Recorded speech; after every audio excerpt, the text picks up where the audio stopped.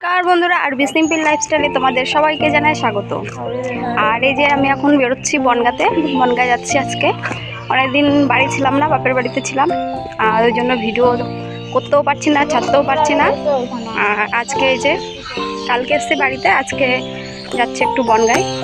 তো চলো তোমাদের সঙ্গে শেয়ার করি। তো ধরবো বলে রাস্তায় এসে দাঁড়িয়ে আছি। আমি এখন আছি রাস্তাতে, আর ওই যে সবাই দেখো পাটের কাজ করছে, পাট হয়েছে, সবার পাট নেড়ে দিয়েছে শুকানোর জন্যে। আর ওই যে আমার বড় যা যে বসে আছে, ও যাবে, আর এই যে আমার ছোটো যা, ও যাবে না। আর এইদিকে দেখো ওই যে আমাদের বাড়ির পুকুর ভরে পুরো রাস্তায় উঠে আসছে জল। এই যে বেগুন গাছ, হেবি সুন্দর বেগুন হয়, বেগুন হতেই থাকে, আমরা তো খেতেই থাকি। আর তাছাড়া রাস্তার লোকেও নিয়ে যায় ছিঁড়ে, তাই বলে এখন নেই গাছে বোধহয়। আর এই যে আমাদের পুঁই শাক গাছ, টাটকা পুঁই শাক, কিন্তু আগা নেই, সব খাওয়া হয়ে গেছে। দুই একটা পুঁই শাক আছে। ওই যে ও রিলস বানাচ্ছে বসে বসে, অটো আসবে এক্ষুনি, রিলস করা বেরোয় যাবে। আর ওই যে আমার ঠাম্মা বসে রয়েছে।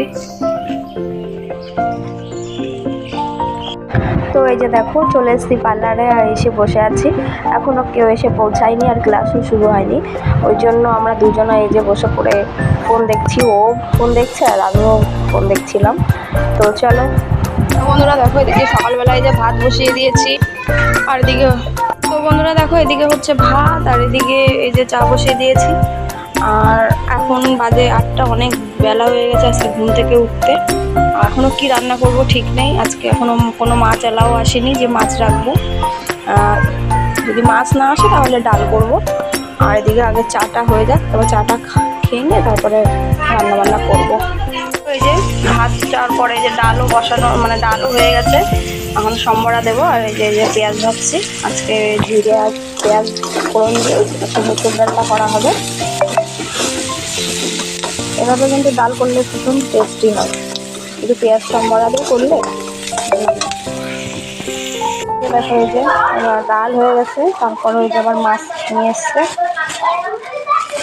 মাছালা নিয়ে এসেছিলো, সেখান থেকে রাখলাম ট্যাংরা মাছ, হচ্ছে পুঁটি না কি এগুলো। এই ছোটো ছোটো মাছ কাটতে ভীষণ বিরক্ত লাগে। দেখো তাও আবার একটা দুটো না, এক গাদা। এই কাটতে মানে আমার 2 ঘন্টা টাইম লাগবে, ভালোই লাগে না এই মাছ কাটতে। তো কিছু করার নেই, চলো কেটে নিয়ে আসি। হয়ে গেছে ভাত, আর এদিকে করেছি আলু ভাজা, এদিকে আছে হচ্ছে মাছের ঝোল, আর এদিকে আছে ডাল।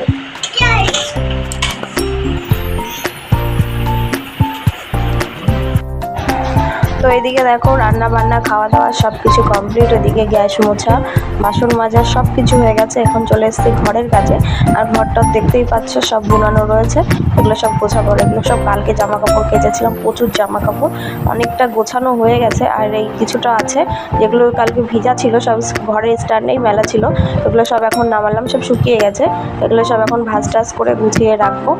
আর এদিকে দেখো বিছানা কাঁথার অবস্থা বিশাল খারাপ, এগুলো সব গুছিয়ে গেছে।